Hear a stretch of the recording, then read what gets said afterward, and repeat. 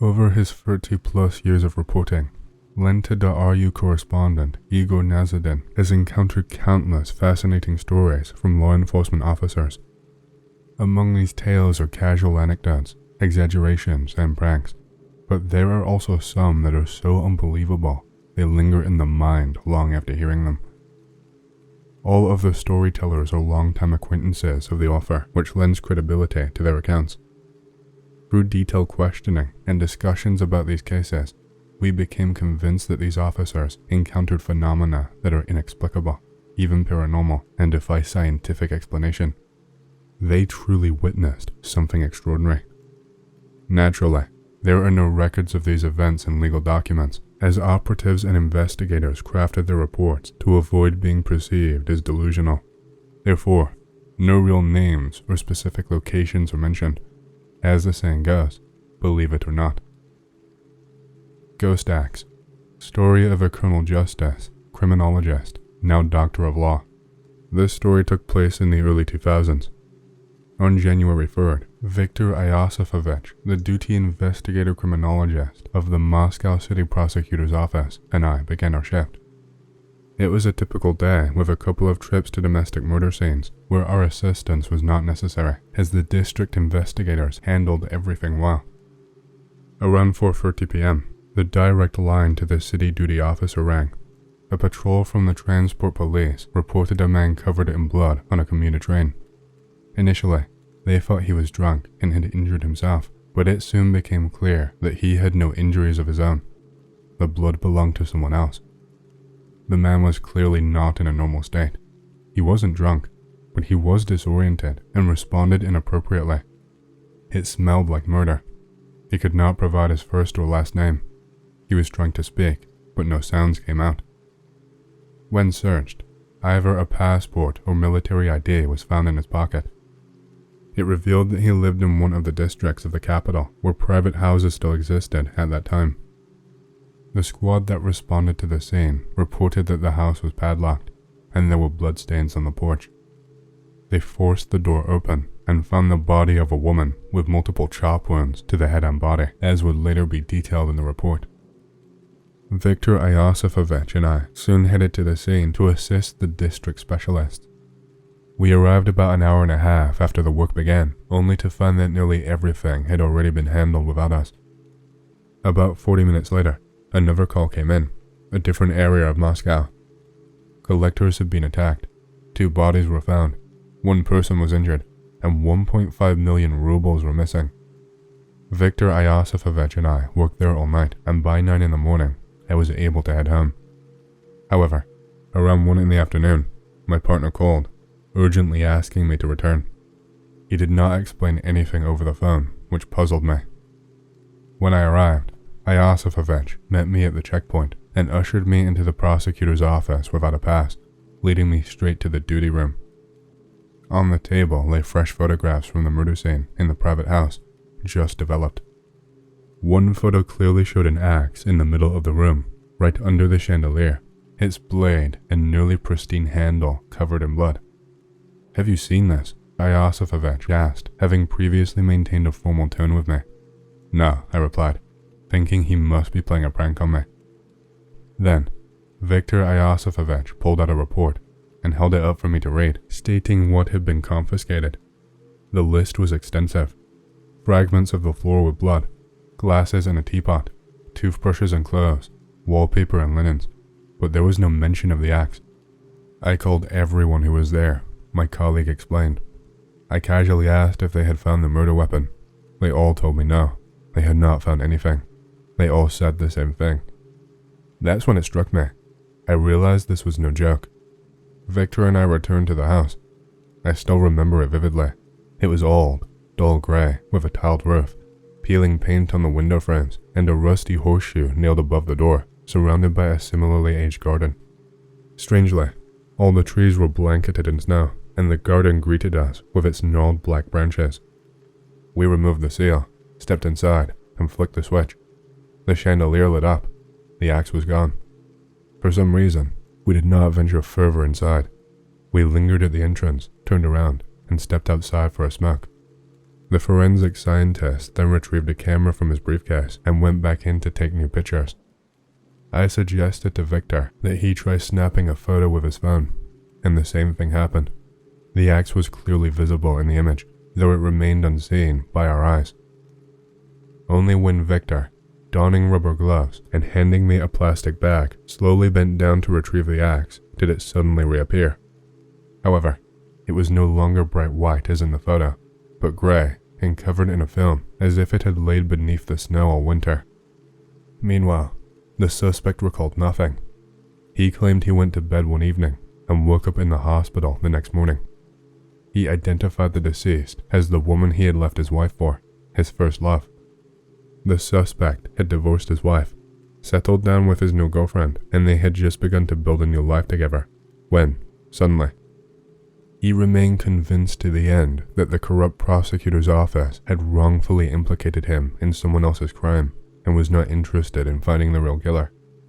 It seems he died in the hospital. The healthy man, who had once roamed the taiga for years, simply succumbed to heart failure in his sleep. But I can't say for sure. I never found out. Victor Iosifovich and I never spoke of what happened again. The Curse of the Siberian Witch. The story of a high-ranking investigator, then an employee of one of the investigative departments of the main investigative department of the Moscow prosecutor's office, who was conducting an investigation into the suicide of a detainee. Masha was found dead in a forest park in the capital by dogwalkers. Her discovery was particularly eerie. This 20-year-old university student, a beautiful straight-A student, had been missing for more than 10 days. One day, she simply failed to return to her dormitory after classes. Concerned by her silence, her parents called the dean's office the following day, prompting the school to report her missing to the police. Initial searches were inconclusive. After all, students sometimes went out on a drinking spree. But one day, in the middle of a workday, a man called the duty station to report finding a body. They quickly identified Masha by her long braid and clothing, though her bag, containing textbooks and personal documents, was missing. The descriptions matched those in the missing persons report. One of her classmates was sent to the morgue for identification and confirmed it was indeed her. Forensic experts at the scene revealed that she had been assaulted and stabbed just moments before her death. There was other blood under her fingernails. She had scratched her attacker. Her parents, who lived, let's say, far beyond the Urals, traveled to Moscow with Masha's grandmother, Natalia. I remember her vividly. At over 70 years old, she looked no older than 45. Tall, slender, with bright white teeth, piercing blue eyes, and a long, thick braid wrapped around her head. Interestingly, her daughter, the mother of the deceased, also appeared younger than her 50 years. They traveled for nearly 3 days by train, during which time the criminal investigation officers had already identified a suspect. Nikolai, a 19-year-old local resident, was strong, cunning, and calculating. He was often on the police radar, but had never been caught committing serious crimes. He was frequently seen around the area where a car was burned, near the site of a robbery, or when local boys were taken to the hospital with bloody knuckles. However, no one could provide direct evidence against him, and he maintained that he was elsewhere during these incidents. Interestingly, Nikolai had a string of girlfriends, but none seemed to mourn their breakups. It later emerged that Nikolai had boasted in a group of friends that it was easy to force a girl into submission. They would become dazed and compliant. The key was ensuring she would not inform on him, and he had a method he claimed to have personally tried. His tone had offended everyone, and the local detective quickly learned of his comments.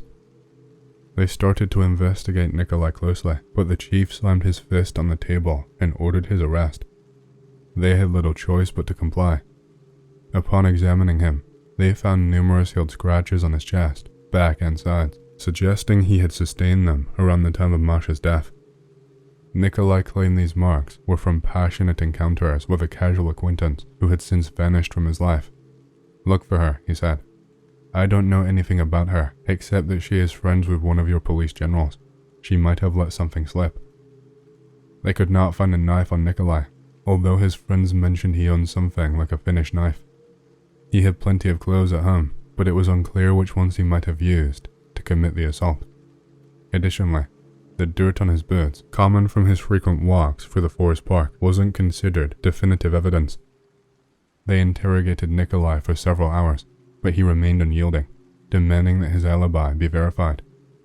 Then Masha's parents, along with Natalia, came to the investigator seeking permission for burial. Without it, the body could not be released from the morgue. The investigator asked the lawyer and Nikolai to step out into the hallway and began filling out the necessary paperwork himself. Although it is generally not customary to interrogate family members before a funeral, he decided to question Masha's parents as well. Calling them from another city would take too long, and assigning the task to local investigators would be inefficient. Masha's mother and father needed to be interviewed, while grandmother Natalia was asked to wait in the hallway. She seemed to agree, rising from her chair, but suddenly asked, "Have you found the murderer?" Though posed as a question, it sounded like a statement. The investigator later noted in his report that he answered unambiguously, "We are looking." In private, he admitted the devil had prompted his honesty. "There is a suspect, but he denies everything. We'll wait for the examination. Maybe something will materialize."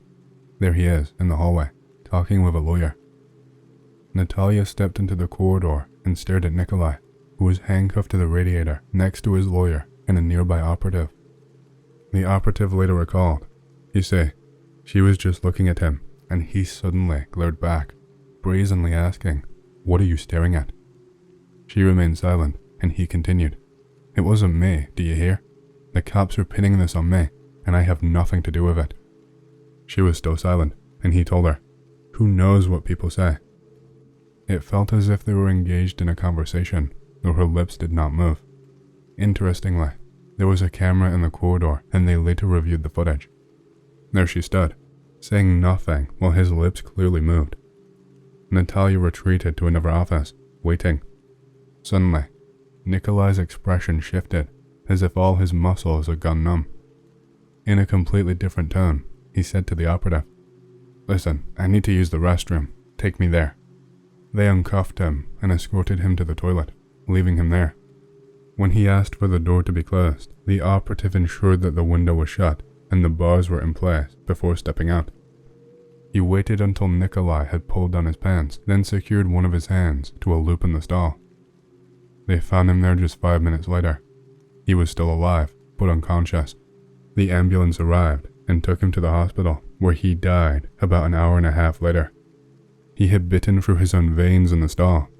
Technically, he had torn his own hands to the bone, with bits of flesh stuck in his teeth. This incident caused a major scandal.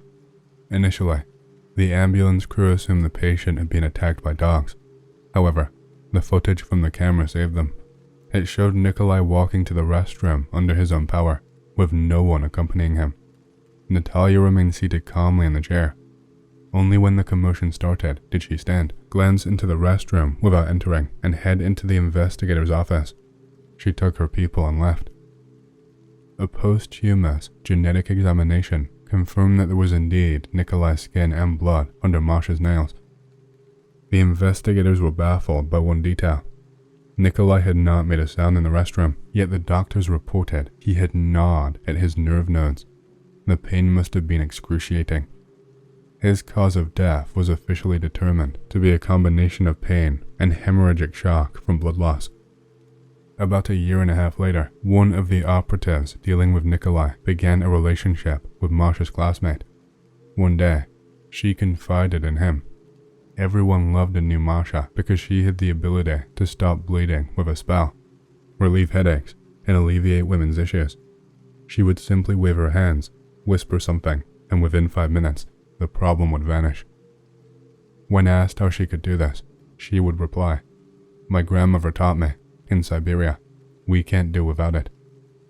The guys tried to pursue her, but she kept them at arm's length.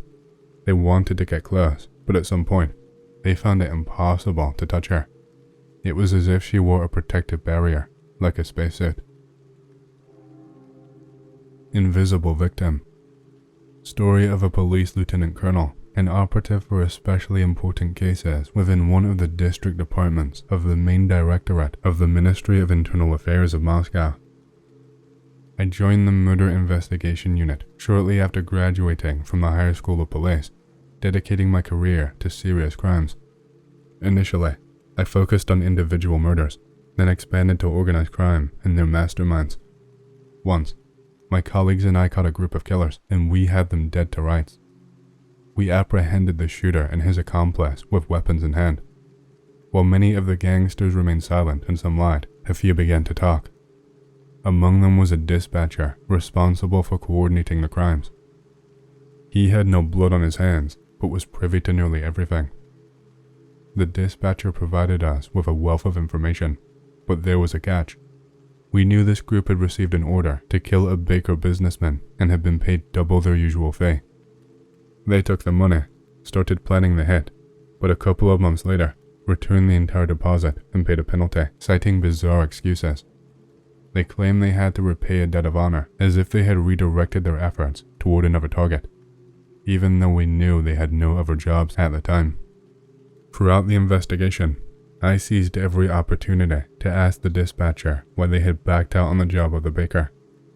Each time, he would shut me down and regard me with a strange expression, as if to say, "I understand what you are asking, and I know your superiors want to know, but I won't say a word.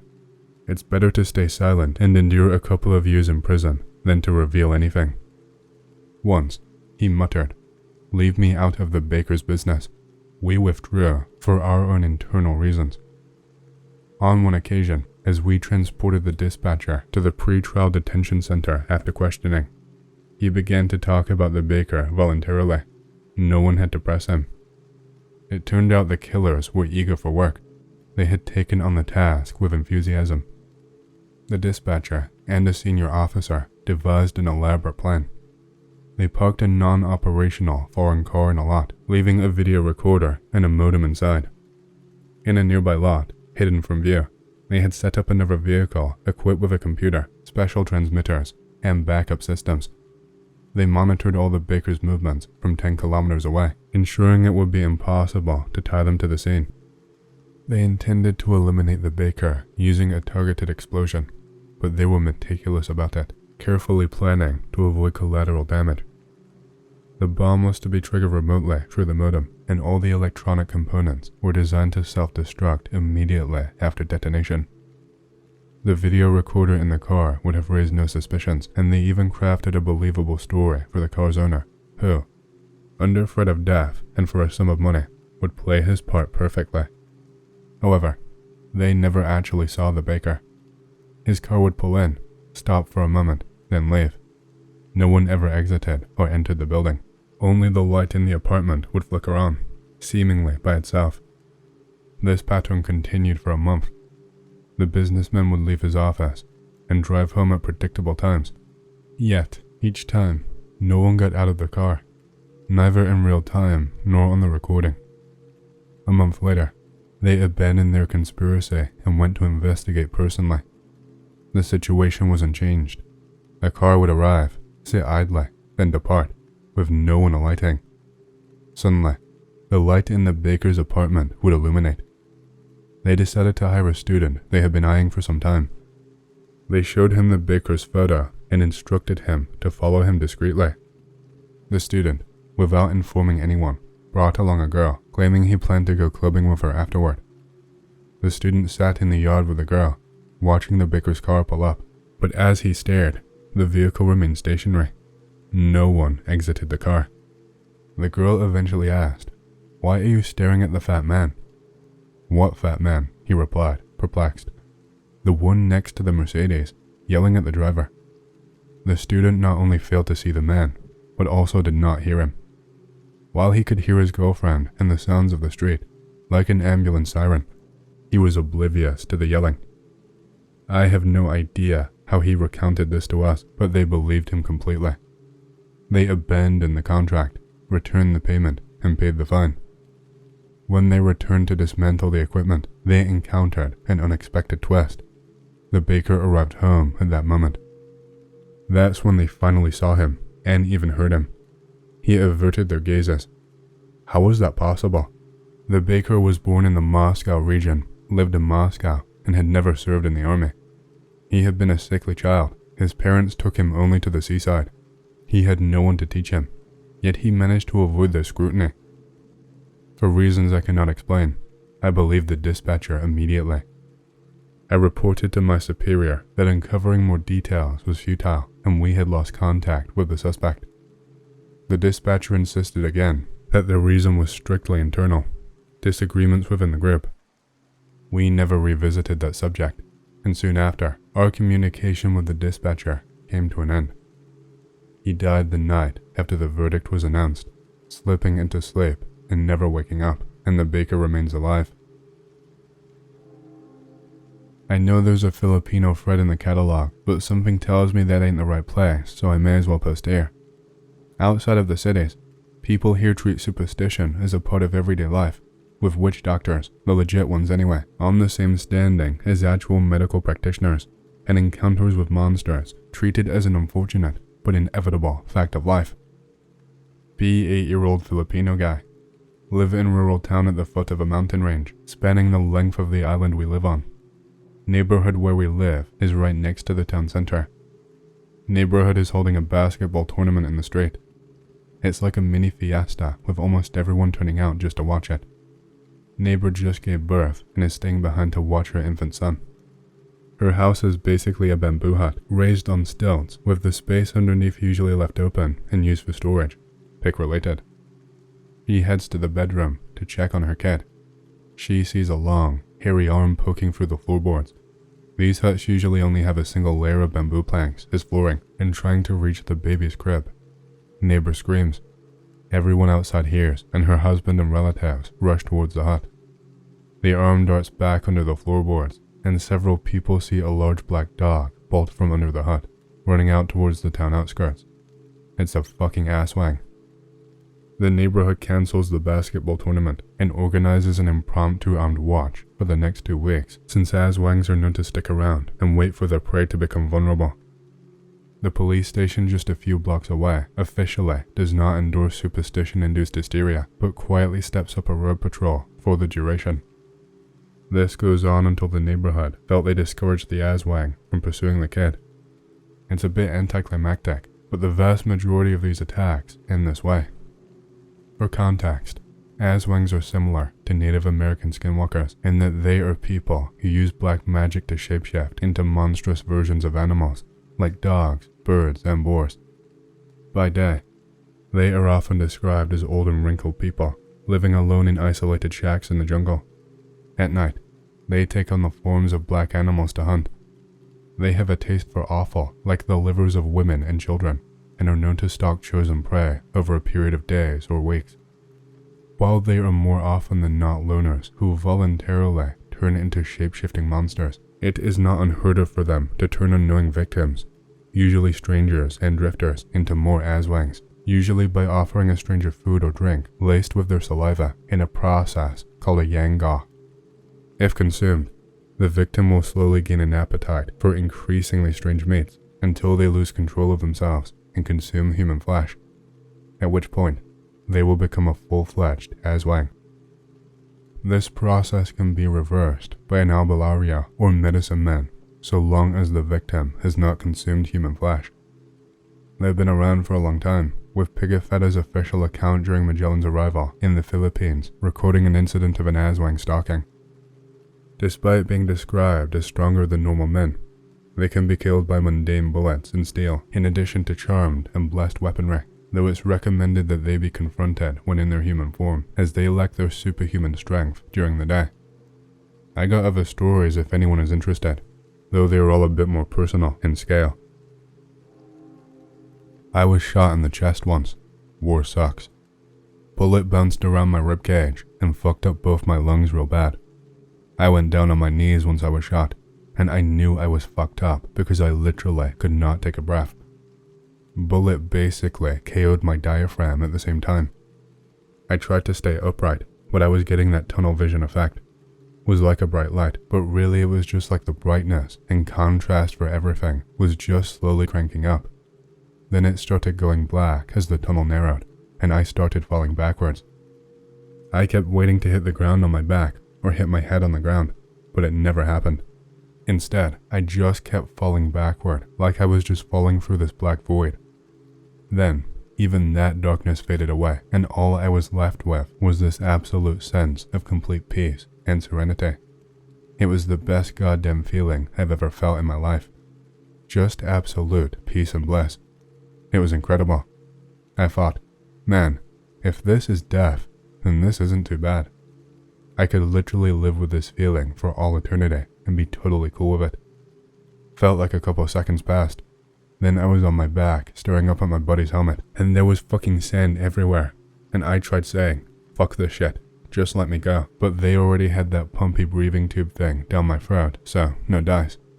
Fine now, but PTSD is a bitch, and I tried to neck myself in the closet once, but I only made it to the black falling feeling because the fucking support bar snapped.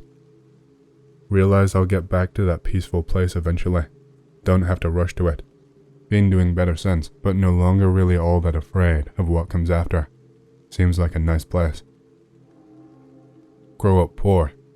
Mom is a nanny to a little rich kid named Lucas. One summer, I accompany Mom to Lucas's house. She's gonna be there the whole day watching him. Me and Lucas are the same age, so we just play all day long. Vidya, action figures, etc. Lucas decides, hey, let's go swimming. Hell yeah, I love swimming. This kid's got a giant pool in his backyard, with a water slide and everything. Even has a short diving board, but he's afraid of jumping from it. I'm not.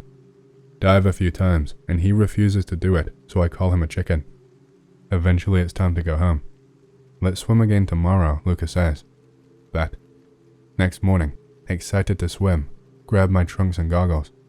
Mom gets a phone call. It's Lucas's mom. Sorry, but I had to leave for work early today. I locked the front door, so just go around back. I left a key under the mat. Fast forward. We pull up to the house and walk around back like Lucas's mom told us to.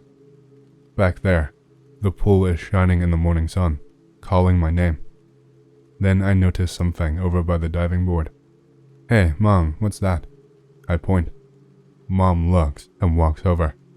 She stops, screams like a harpy out of hell. Oh shit. She fumbles for her phone, calls 911, shaking, telling me to keep away from the pool. But I'm a little kid, I want to say. I run over. Stay away, Anon. Too late. I've seen him. It's Lucas. He's lying on the ground, pale and wet. His hair is still dripping water. A pool of blood all around the back of his head. Eyes wide open. Mom pulls me away. He was dead before the ambulance pulled up, and probably before we got there. I always thought he was a spoiled brat, but seeing him dead was terrible. I kept thinking of how I kept laughing at him for being so afraid to dive, calling him chicken. I feel responsible for his death to this day.